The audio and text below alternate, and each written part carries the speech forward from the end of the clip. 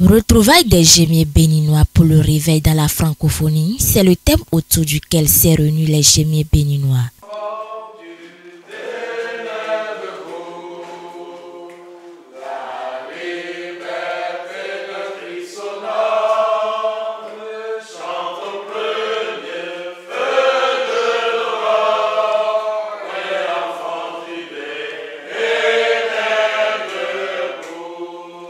Aujourd'hui, nous sommes en train de célébrer une communion fraternelle à Corvey, au centre des métiers. Racine Croix, ça veut dire connaître Dieu et le faire connaître et surtout bâtir les gens de manière à ce qu'ils soient enracinés dans le Christ. Qu'ils ne soient pas seulement des perroquets, des gens qui répètent ce qu'ils ne comprennent pas, non.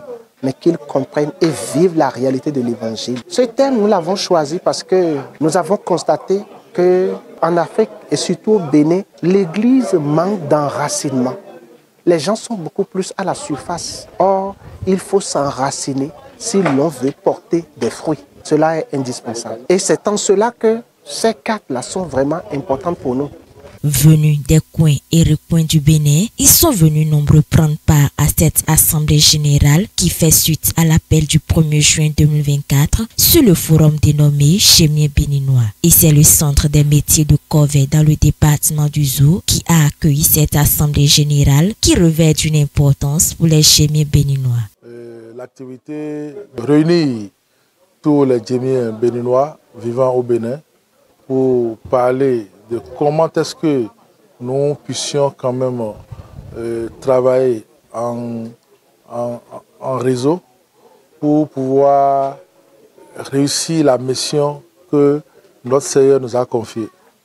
En d'autres termes, comment travailler à ce que chaque gémier qui a déjà son ministère puisse travailler avec d'autres ministères sur le terrain afin de pouvoir vivre et respecter les valeurs de jeunesse en mission en général. Louange et adoration, prise de contact et comment s'organiser en réseau en tant que gémier béninois afin de respecter et de vivre les valeurs de jeunesse en mission dans nos ministères respectifs et d'unir nos forces pour le réveil dans la francophonie sont les 2 points inscrits à l'ordre du jour de cette assemblée générale. Ce jour est un jour spécial parce que nous avons mis les deux à ce jour parce que depuis le 1er juin 2024, nous avons reçu un appel de notre Seigneur qui nous demande de nous lever et de revoir, de refonder les choses afin que la mission puisse se relever. L'image que nous avons est un arbre fruitier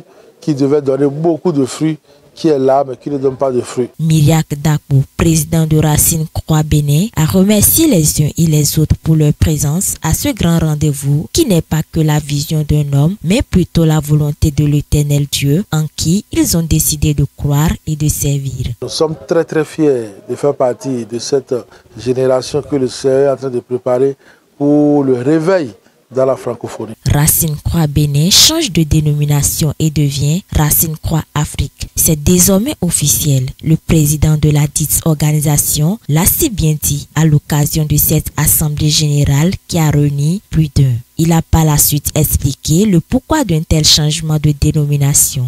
Nous croyons que nous n'avons pas changé le nom. Le Seigneur nous a demandé d'étendre nos cordages, d'étendre nos limites, que lui, il a déjà étendre nos limites spirituellement et physiquement, nous devons étendre nos limites.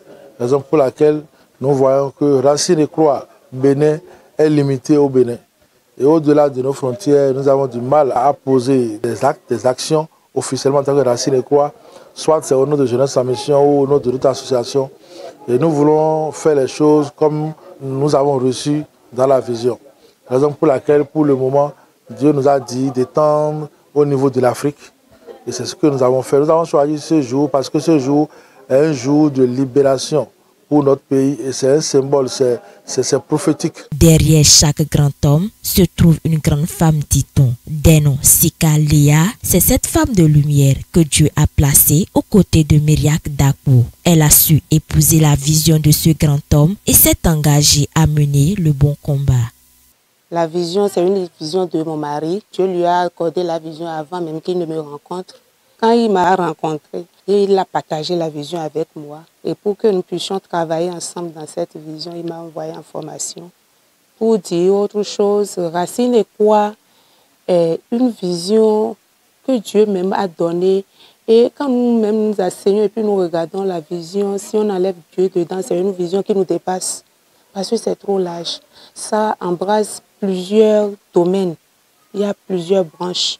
Dieu nous a dit beaucoup de choses par rapport à Racine et quoi. Quoique difficile, Denon Sika Léa, puisque c'est d'elle qu'il s'agit, reste persuadée que rien n'est impossible à Dieu et que Racine Croix Afrique a de beaux jours devant elle. Avec Jésus, nous sommes plus que vainqueurs, elle a dit la parole de Dieu. Il y a des défis devant nous, mais nous arrivons à surmonter par la grâce de Dieu. Parce que nous ne sommes pas levés de nous-mêmes pour dire on veut faire Racine et quoi. C'est une vision qui vient de Dieu. Et Dieu qui a donné la vision, il tient à sa vision et il est là pour son accomplissement. Jaune, noir, rouge, blanc, vert, la vie humaine se résume à ces 5 couleurs. C'est ce que nous explique ici Pasteur Charles Zinzindorwe, secrétaire général de Racine Croix Afrique. Nous avons ici 5 couleurs à travers lesquelles nous présentons l'évangile. La première couleur, c'est la couleur jaune. C'est la couleur de la lumière. Et en ce sens, ça nous dit que Dieu est lumière et qu'il n'y a pas de ténèbres en lui. Il y a 5 choses qui caractérisent la lumière que Dieu est. Premièrement, Dieu est amour. Deuxièmement, Dieu est bon. Il est bonté. Troisièmement, Dieu est vraie vérité. Quatrièmement, Dieu est justice. Il est juste. Et cinquièmement, Dieu est pur ou saint. Et ces 5 éléments-là se retrouvaient également dans la vie de l'homme, Adam, au départ. Et dans sa relation avec Dieu, l'homme bénéficiait de 5 avantages. 5 avantages. Premièrement, c'était la sécurité. L'homme avait la sécurité. Deuxièmement, il avait la paix. Troisièmement, il avait la joie. Quatrièmement, il avait la liberté. Et cinquièmement, il avait un sens pour sa vie. La couleur noire, c'est la couleur du péché. C'est la couleur du deuil, c'est la couleur de la souffrance, c'est la couleur de la nuit, des ténèbres, c'est la couleur de la mort. L'homme ayant péché s'est déconnecté de Dieu. La lampe qu'il était s'est éteinte. Quand les temps furent accomplis, nous voyons le Fils de Dieu qui est venu. Couleur rose, c'est la couleur du sang. Dieu a envoyé son Fils Jésus. Il a mené une vie parfaite, une vie sans péché. Et c'est cette vie-là qu'il a offert en sacrifice pour les péchés de toute l'humanité. Et la foi, c'est le fait de placer sa confiance totale en Jésus-Christ seul afin de recevoir le pardon des péchés et la vie éternelle. Et si cela est fait, alors le sang de Jésus nous lave de nos péchés. Nous devenons plus blancs que neige. À partir de cet instant-là, nous sommes nés de nouveau. Nous devenons comme une plante qu'on a plantée près d'un courant d'eau. La couleur verte, c'est la couleur de la croissance. Et ici, ça nous parle de 3 choses. Premièrement, nous avons besoin, pour grandir spirituellement, nous avons besoin de la parole de Dieu. Elle est indispensable. Deuxièmement, nous avons besoin de la prière qui est une communication avec Dieu. Je parle à Dieu et Dieu aussi me parle. Et la troisième chose, c'est la communion des frères. Nous avons besoin de choisir une église, une communauté de frères qui partagent le même message, l'évangile, que nous. Et c'est dans cette condition-là que nous allons pouvoir nous épanouir, nous enraciner là où Dieu nous a placés, prendre de l'envergure, fleurir et porter du fruit pour la gloire de Dieu. Vêtus d'un même tissu, les couleurs et les dessins du pagne captent l'attention. Le message que véhiculent tous ces symboles sont ici énumérés. Dans le tissu que j'ai porté, vous allez voir, toutes les couleurs sont là. Voilà, ce n'est pas du tout un hasard, c'est un dessin. Et c'est pour montrer que nous croyons vraiment ce que nous disons. Aujourd'hui, Racine des Croix Bénin est devenue Racine des Croix Afrique. C'est pour cela que nous avons pris ce tissu symbolique dans lequel se trouve l'Afrique pour vraiment montrer que Racine des Croix n'est plus seulement la chose du Bénin, mais c'est pour toute l'Afrique désormais. Très content d'avoir participé à cette fructueuse assemblée générale, les gémiers béninois ont laissé entendre un mot et ont rassuré de continuer à écouter et à répondre à l'appel du Seigneur afin d'accomplir la mission à eux confiée. Nous nous sommes retrouvés pour lui témoigner notre reconnaissance et écouter, être inspirés par lui pour avoir une directive venant de lui, donc savoir la suite, qu'est-ce qu'il faut faire. Parce que sans lui, sans son intervention, nous ne savons pas ce que nous allons faire.